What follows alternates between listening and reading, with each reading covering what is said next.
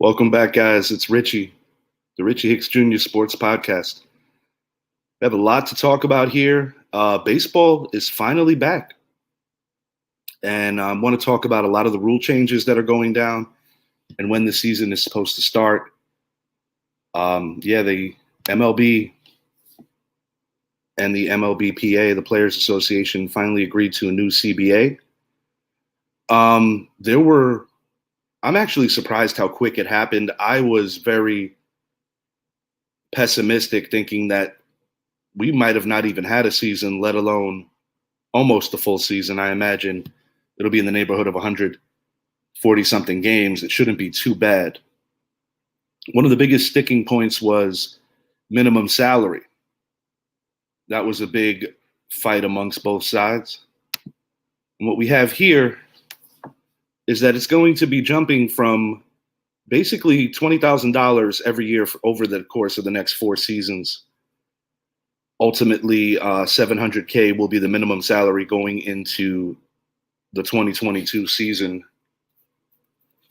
And that's actually very good news for a lot of journeyman players.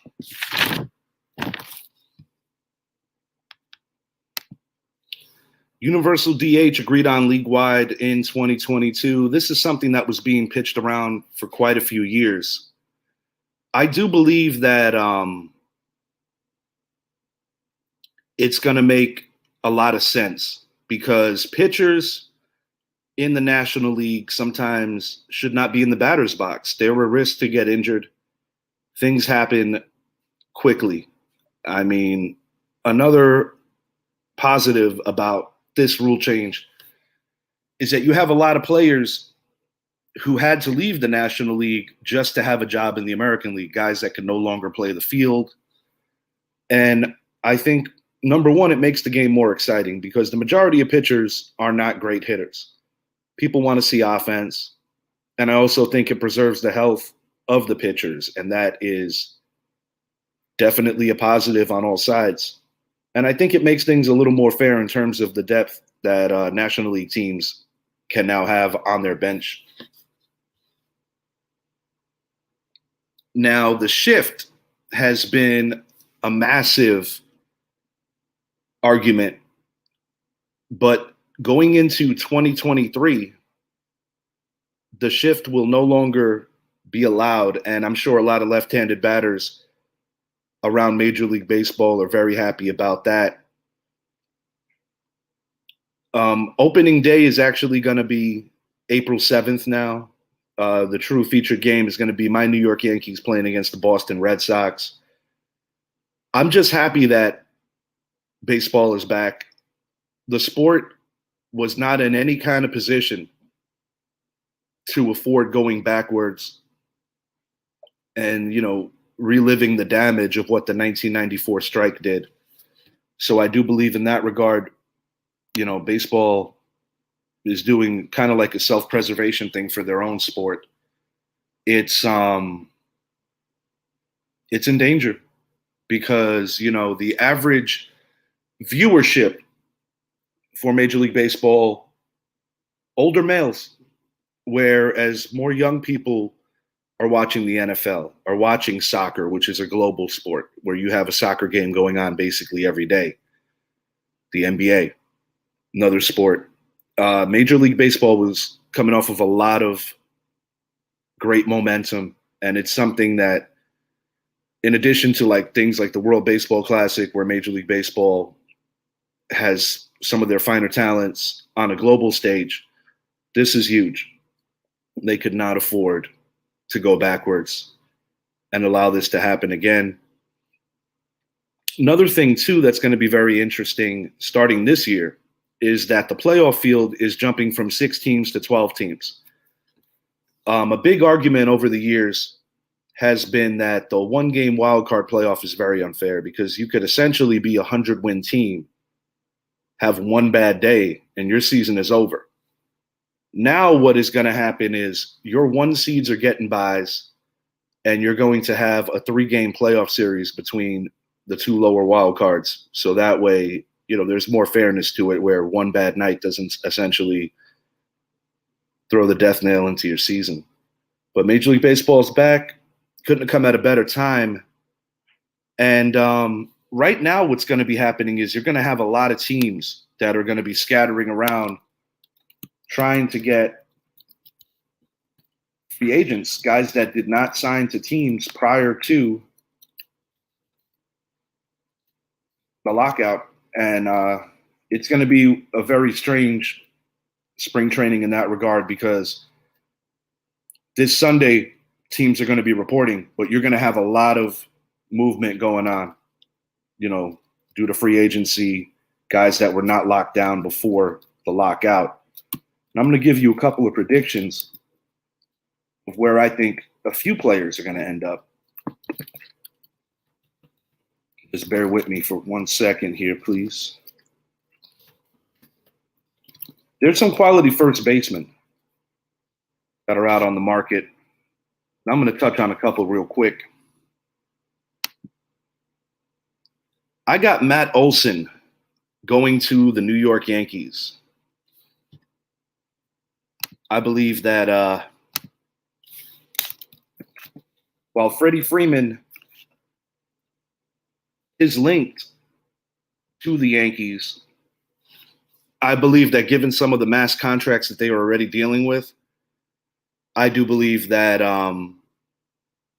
they're going to take a more economic route, go with Matt Olson, which is hardly anything to feel bad about as a consolation prize. But with Aaron Judge relatively soon looking at possibly being the future captain, they're going to want to lock him up on a good deal. And I don't believe that if they were to throw the money at Freddie Freeman, plus you have the massive Giancarlo Stanton contract, the massive Garrett Cole contract, I believe that that is what's going to be best for the Yankees. But speaking of another first baseman, Freddie Freeman, this is rare. When you win a World Series, you're the clubhouse leader that you could potentially leave. But I've got Freddie Freeman going to the Dodgers. The Dodgers have proven in previous seasons that they are not afraid to go above the luxury tax threshold or even bust it. Freddie Freeman brings a great dimension to them,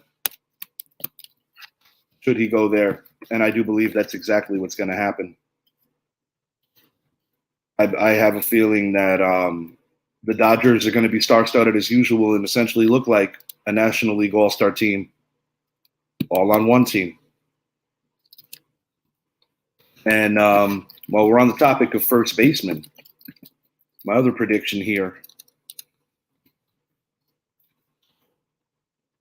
replace Freddie Freeman, and he will no longer be needed by the New York Yankees if my Matt Olson prediction comes true. I've got Anthony Rizzo to the Atlanta Braves. A guy that has mainly experience playing in the National League. He was a rental last year with the New York Yankees. One of the best gloves in all of professional baseball. But some of the offensive numbers have tailed off some, particularly in average. I think the Yankees are looking for more legitimate power at first, and I think that's why they're going to go for Olson. But I do think Rizzo is a good enough clubhouse leader where the Braves, being the defending world champions and getting Ronald Acuna Jr. back, he had a devastating injury last year, gives the Braves still an opportunity to repeat as champions. And I do believe that Anthony Rizzo will end up there. There's a ton of other free agent moves that are bound to go down, but I wanted to hit on some of these first basemen. That was kind of just where I wanted to go with this. But baseball's back. And I'm really looking forward to seeing where all these free agents go. I'm looking also forward to getting together with Brett, probably Jordan, Patrick as well, and we're going to do a big rollout for a baseball preview. I was kind of sitting on my hands with this because I wasn't sure if we were even going to have a season. But I know a lot of people, even that like to play fantasy baseball, they got to be happy about this as well. It's the American pastime. I admittedly tell people that I get more excited about football, and I think it's for the sheer fact that football, one loss is more damaging, where in baseball, you can lose a game every weekend. You have a series. You can win 2 out of 3. You can drop a game. You can win 2 out of 4. But Nah, baseball was much needed in the summertime. I mean, shoot, even hockey. They were making a mistake if they didn't get back in there where hockey could jump them. Last time I wholeheartedly believed that hockey had the advantage on baseball in terms of popularity and viewership, probably the mid 90s when they were at the height of their popularity with guys like Mario Lemieux and Wayne Gretzky. But Major League Baseball, I think, while both sides might not be completely satisfied, knew that they had to come to some kind of an agreement. Going to roll it over to the NFL. We've got some news happening there. Khalil Mack is now a Los Angeles Charger. He was dealt from the Chicago Bears for a second-round pick this coming draft and a sixth-rounder in 2023. I feel that given the great player that he is, I feel that the Chargers kind of got away with this trade here where they didn't have to give up a lot. But I also think it's smart on the Chargers' part because Mack is coming off his worst year as a pro, and a lot of that was attributed to his injury. I do believe that Mack pairing up with Joey Bosa is going to help the Chargers get to that next level. Justin Herbert is an ascending quarterback, one of the true young quarterbacks that are going to be headed towards the top of the league. I mean, with a lot of old guard quarterbacks on the way out, guys like Tom Brady, Drew Brees before him, Aaron Rodgers, is playing on his last contract now with the Green Bay Packers. Phillip Rivers recently gone. Ben Roethlisberger retired. It's the young quarterbacks league now. But Khalil Mack brings a great skill set, just a great football IQ, true leader. And this is where it started for him in California when he was a member of the former Oakland Raiders, who are now in Las Vegas. And I think both sides win essentially because the Chicago Bears are nowhere near being a contending football team. And I do believe that they are in, I wouldn't say full rebuild, but yeah, I guess you could say full rebuild. That's the Packers division as long as Aaron Rodgers is in there. And I do believe that the Chicago Bears window to win with Khalil Mack closed a couple of years ago. So they had to get some value for him. I think that's what they tried to do here. One other thing going on in the NFL that was quite massive news was Russell Wilson heading to Denver. I touched on this briefly a couple of days ago. And who won this trade? Honestly, I would have to say that the Denver Broncos lost this trade, even though they upgraded the quarterback position. Denver Broncos have not had a franchise quarterback since Peyton Manning. For Wilson, it's a good win for him. He inherits a much better offensive line than what he was dealing with in Seattle. They have a slew of very young, good receivers. They have a two-headed monster at running back. Defensively, they're ascending. They're getting better, even though they did trade their best defensive player this past season in Von Miller, who won a Super Bowl with the Rams. Patrick Surtain is ascending as one of the top defensive backs in the league.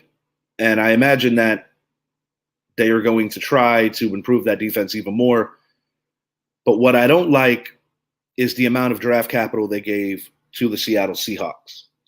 There's been rumors that if Deshaun Watson beats his charges with his legal situation, that the Seahawks might be willing to package up what they received from Denver in order to obtain Watson.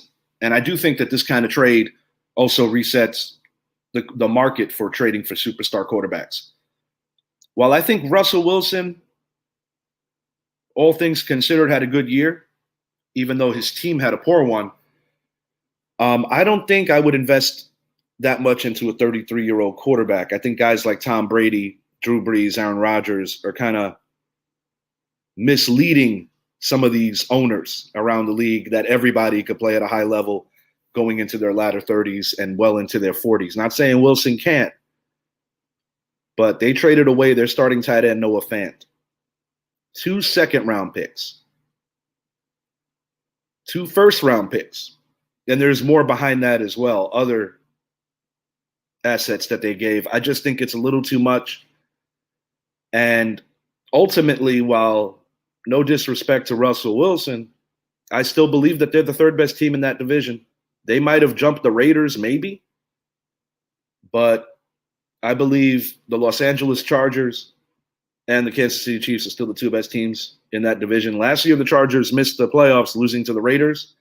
I watched that game. I think the Chargers are a better team than the Raiders. I just think that the Raiders won the game. But Wilson, to me, is the third best quarterback in that division. Denver might have an opportunity to ascend, but I still think it's a small window kind of deal. Whereas Seattle, given the talent that they have on offense, if they are to trade for Deshaun Watson, and I imagine that, the one drawback there is that it might take them some more time to fix their O-line, considering what kind of draft capital, because if a 33-year-old quarterback like Wilson commanded that many picks and a pretty good player as well, I would have to think that Deshaun Watson might be even more expensive in terms of draft capital and personnel if you're going to trade players as well. But we're going to see. NFL free agency is about to open up too. So there's going to be a lot of players on the move, and I'm going to be here covering on a lot of that. I'll be attending the Orlando Magic game tonight with good friend of the show, Brett Bandick. Might end up going live there. We'll see how it goes. It's going to be some kind of like a relaxed kind of game because, playing the Minnesota Timberwolves, not exactly a lot of playoff implications. But anytime you go to a game, always fun. Going to check out that game. Hope that we get some good competitive basketball regardless.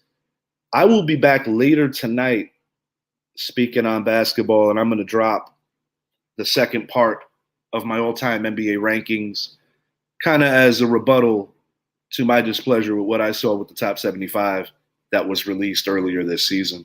But I hope you guys have a great Friday and an awesome weekend. I will see you guys later. Take care.